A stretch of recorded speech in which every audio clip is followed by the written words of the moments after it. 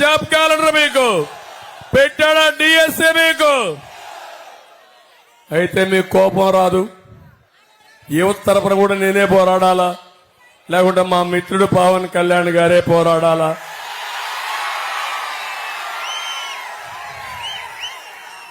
తమ్ముళ్ళు, ఈరోజు మీ ఉత్సాహం చూస్తున్నా. తెలుగుదేశం పార్టీ కుటుంబ సభ్యులు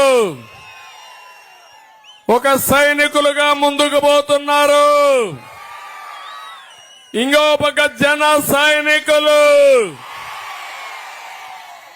ఎక్కడ చూసినా వీరోచితంగా పోరాడుతున్నారు. పవన్ కళ్యాణ్ గారిని ఒక్కసారి మీరు గుర్తు చేసుకుంటే, సినిమాల్లోనే కాదు రాజకీయాల్లో కూడా నిజమైన hero power star Pawan Kalyan. ఒక సిద్ధాంతానికి కట్టుబడిన వ్యక్తి, ప్రజల కోసం పనిచేసే వ్యక్తి. ఎన్ని అవమానాలు చేశారు తమ్ముళ్ళు అని మిమ్మల్ని అందరిని అడుగుతున్నా. ఒకసారి అయితే పవన్ కళ్యాణ్ కోపం వచ్చి చెప్పాడు, నా భార్యల గురించి మాట్లాడుతున్నావు జగన్, నువ్వు కూడా రా, నీతో కూడా కాపురం చేస్తానని చెప్పాడు. సిగ్గుంటే మాట్లాడకూడదు. వ్యక్తిగతంగా అవమానాలు చేయడం, కుటుంబ సభ్యుల్ని బూతులు తిట్టడం, కడాన సొంత చెల్లిని కూడా తిట్టేవాడిని ఏమంటామమ్మా? ఏమంటారు మీరు? రేపు మీకెవరికైనా రక్షణ ఉంటుందా? మీ ఇంట్లో మీరుంటారా? బయట వస్తే మీరు తిరగలుగుతారా? మీ ఆస్తికి రక్షణ ఉంటుందా? అందుకే నా బాధ. 40 ఏళ్లు రాజకీయాలు చూశా. హైదరాబాద్ నగరాన్ని నిర్మాణం చేయడంలో నా పాత్ర అవునా కాదా అని అడుగుతున్నా. ఈరోజు నన్ను అరెస్ట్ చేస్తే 80 దేశాల్లో 53 రోజులు నా కోసం పోరాడారంటే నా జీవితంలో ఎప్పుడూ మరిచిపోలేను. ఇప్పుడు ఎన్నికల కోసం 2500 మంది పైన ప్రపంచంలో ఉన్న వాళ్ళందరూ వచ్చి ఇక్కడ పనిచేస్తున్నారు. ఇక్కడే ప్రొఫెషనల్స్ ఉన్నారు. వాళ్ళందరూ కూడా దేశంలో ఎక్కడున్నా వాళ్ళు వచ్చి ఇక్కడ పనిచేసే పరిస్థితికి వచ్చారు. నిరుద్యోగులు పనిచేస్తున్నారు. ఒక నాయకుడికి కావాల్సింది జీవితంలో మనం చేసిన పనుల వల్ల వాళ్ళు బాగుపడి వాళ్ళు కూడా నేను మీతో ఉన్నామన్నప్పుడు దానికంటే తృప్తి ఉంటుందో మీరు ఒక్కసారి ఆలోచించండి. అదే నన్ను నడిపిస్తా ఉంది. ఈరోజు ఆంధ్రప్రదేశ్ రాష్ట్రం అనాథగా మారిపోయింది, అవునా కాదా అని మిమ్మల్ని అడుగుతున్నా. దిక్కులేని రాష్ట్రంగా మారిపోయింది, అవునా లేదా? ఈ జగన్ వల్ల 30 ఏళ్ళు ఎన్నికెళ్లిపోయాం. మీరందరూ ఏమారారు. అతను అన్నాడు, నేను బ్రహ్మాండంగా డ్రైవింగ్ చేస్తానన్నాడు. మీరు అనుకున్నారు పోటుగాడేమో బాగా చేస్తాడేమో అనుకున్నారు. అక్కడి నుంచి రివర్స్ డ్రైవింగ్ మా మొదలు పెట్టాడు. తొలి రోజే చెప్పాడు రివర్స్ టెండరింగ్ అన్నాడు. అక్కడి నుంచి డ్రైవర్ గా ఉండేవాడు నేర్చుకోవాలి, నేర్చుకోడు, విధ్వంసకారుడు. రివర్స్ డ్రైవింగ్ నేర్చి మొత్తం రాష్ట్రాన్ని సర్వనాశనం చేసి అన్ని వ్యవస్థలు విధ్వంసం చేశాడు. ఇతనికి ఒక క్యారెక్టర్ సైకోనేగా తమ్ముళ్ళు. నేను ఒకటి చెప్తున్నా మీ అందరికీ, నేను సైకో, అతని ప్రవర్తన చూసిన తర్వాత సైకో అనుకున్నా. అలాంటి సైకోల్ని చాలా మందిని చూశాను. నాకు తిరుపతిలో ఒక జ్ఞాపకం ఉంది. ఒక అతను ఆడవాళ్లనే చంపేసేవాడు. 30 మందిని చంపాడు. క్రూరంగా చంపేవాడు. రాళ్లతో కొట్టి చంపేసేవాడు. ఎందుకు చంపుతున్నాడు అర్థం కాలేదు. నేను ముఖ్యమంత్రిగా ఉన్నప్పుడు సమైక్య ఆంధ్రప్రదేశ్లోనే. తర్వాత నేను ఫోరెన్సిక్ ఎవిడెన్స్ అన్ని కలెక్ట్ చేశాను. ఆ తర్వాత కనుక్కుంటే ఎప్పుడో అతని జీవితంలో తెలియదు, ఏం జరిగిందో తెలియదు, ఆడవాళ్ళనే చంపడం మొదలుపెట్టారు. ఒంటరిగా ఉండే ఆడవాళ్ళందరినీ ఏమీ తీసుకునేవాడు కాదు. అలాంటి దుర్మార్గుడు ఈ సైకో. అతని ధ్యేయం ఒకటి, అబద్ధాలు చెప్తానే ఉంటాడు. మళ్లీ మళ్లీ చెప్తాడు. మీరు వినకపోయినా మిమ్మల్ని కొట్టి వినిపిస్తాడు. ఇది ఒక పద్ధతి. మీరు కాదు, దీంట్లో కొంతమంది ఉంటారు. మళ్ళా దానికి ఒక సాక్షి పేపర్ పెట్టాడు, సాక్షి టీవీ పెట్టాడు, అందులో మళ్ళా వేస్తానే ఉంటాడు. ఇవన్నీ మీరు చూస్తే నా జీవితంలో ఇలాంటి నాయకుడిని ఎప్పుడు చూడలా, ఇలాంటి దుర్మార్గుడిని ఎప్పుడు చూడలా. ఈ రాష్ట్రాన్ని కాపాడుకుంటారా లేదా అని మిమ్మల్ని అందరిని అడుగుతున్నా. నేను ఒకటే మీ అందరికి విజ్ఞప్తి చేసేది, 13వ తారీఖున కబ్జాలకు, బాధుడికి, అరాచకాలకి ముగింపు పలకాలి. సిద్ధమేనా మీరు? వైసీపీ ప్రభుత్వ అవినీతికి, దోపిడీకి ముగింపు కావాలి. సిద్ధమా మీరు? ప్రజాస్వామ్య పరిరక్షణ, ఇంకొక పక్క స్వేచ్ఛకు నాంది పలకాలి. ఏం తమ్ముళ్ళు సిద్ధంగా ఉన్నారా అని అడుగుతున్నా. అంతేకాకుండా ఈరోజు నేను ఒక్కటే మిమ్మల్ని కోరేది,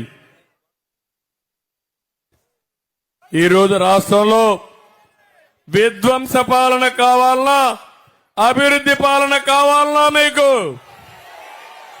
మీకు సంక్షేమ పాలన కావాలన్నా, సంక్షోభ పాలన కావాలన్నా, మీకు మీ బిడ్డలకు ఉద్యోగాలు కావాలన్నా, గంజాయి కావాలన్నా తమ్ముళ్ళు అని మిమ్మల్ని అడుగుతున్నా.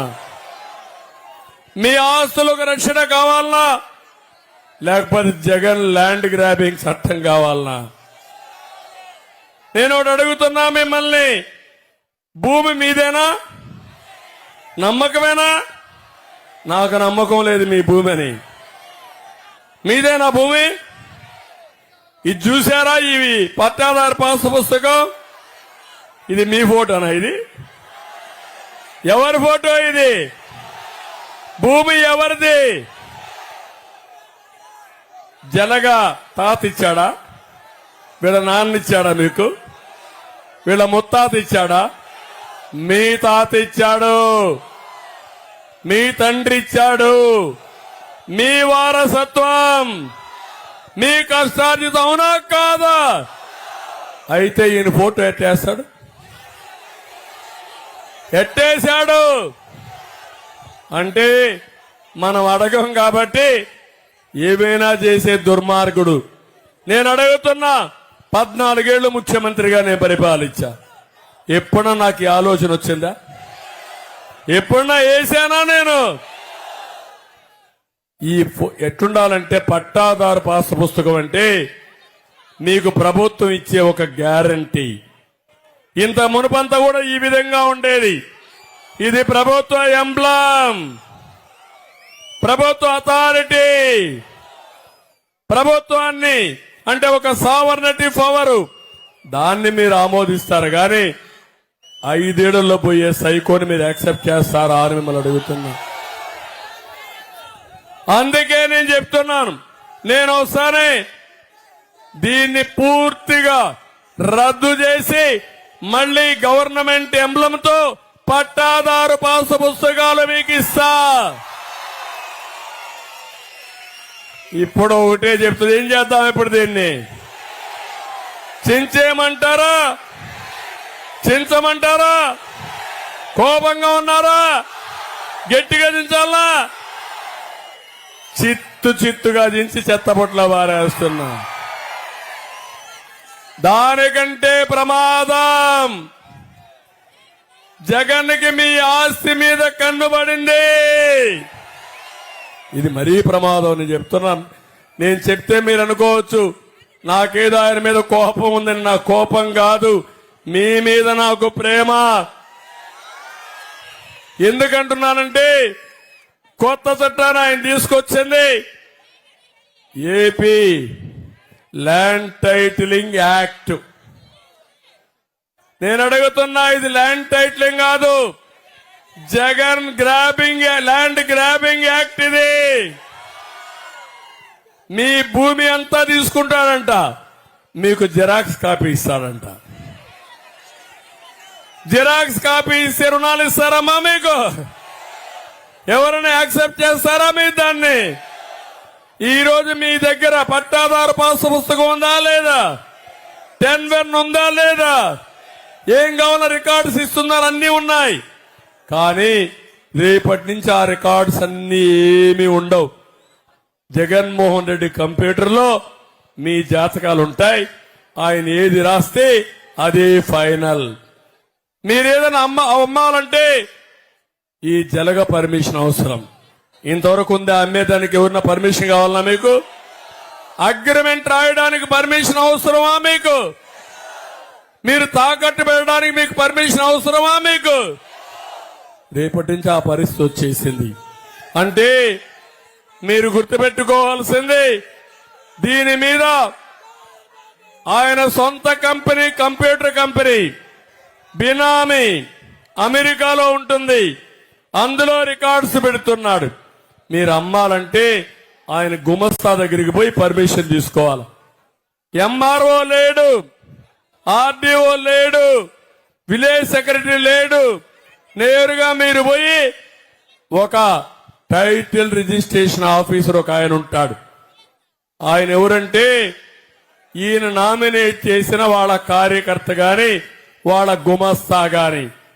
మీరు అడిగితే కాదు మీ భూమి వేరే వాళ్ళు అడిగారు కాబట్టి ఇది నీ భూమి కాదంటే డిస్ప్యూట్కి వెళ్ళిపోతుంది, ట్రిబ్యునల్కి వెళ్ళిపోతుంది.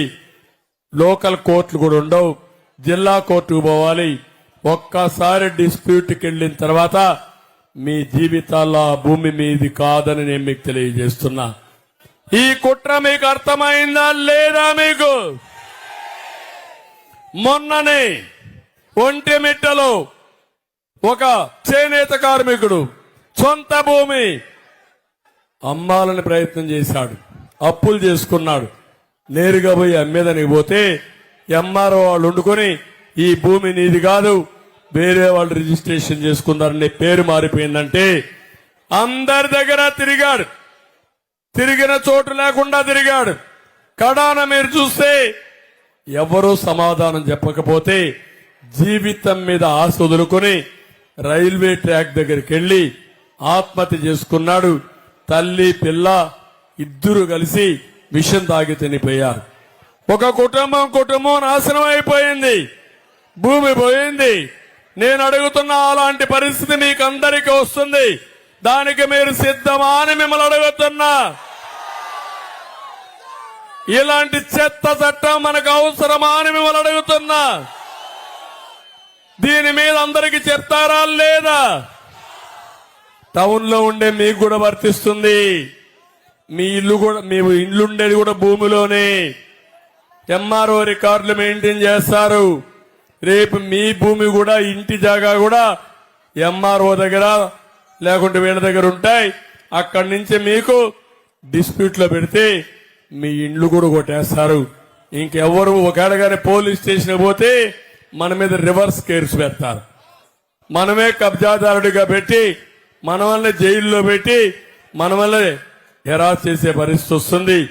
బ్రతకడానికి కష్టం అవుతుంది. అందుకే ఈ చట్టాన్ని కూడా నేను రద్దు చేస్తా. నేను వచ్చిన తొలి రోజునే రెండో సంతకం ల్యాండ్ టైటిలింగ్ యాక్ట్ రద్దు కోసం పెడతానని మీ అందరికీ హామీ ఇస్తున్నా. అంతవరకు ఏం చేయమంటుంది? కాగితాన్ని చించేయాలనా? చించేస్తా, గట్టిగా చించుతా, కసిగా చించుతా, చించి చెత్తబుట్లో బారేస్తాను.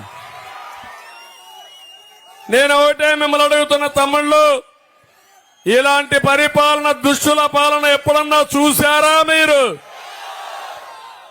మీ భూమికి, మీ భూమి మీద కన్నేసేవాడిని ఎప్పుడన్నా చూశారా మీరు? అలాంటి వాడు ముఖ్యమంత్రిగా ఉండడానికి అర్హత ఉందా? ఆమోదిస్తారా మీరు? కానీ మీరు ఇంట్లో పడుకుంటారు.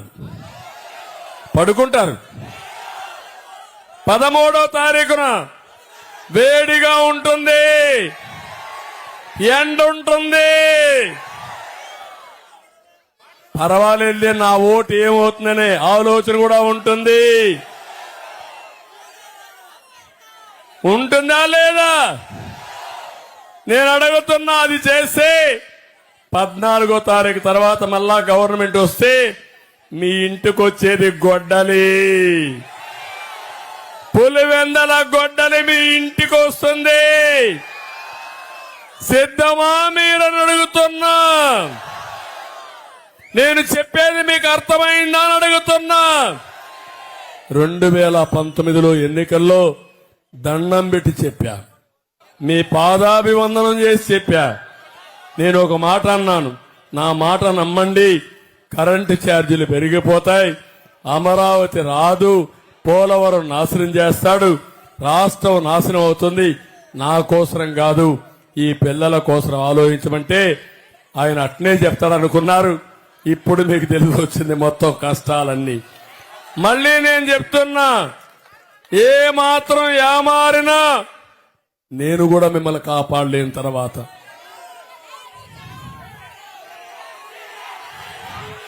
ఎందుకు నేనే కాదు, మా మిత్రుడు పవన్ కళ్యాణ్ కూడా కాపాడలేము.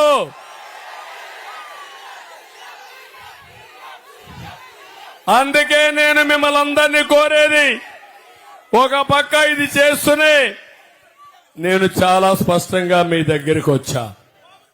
ఈరోజు నేను వచ్చింది ఒక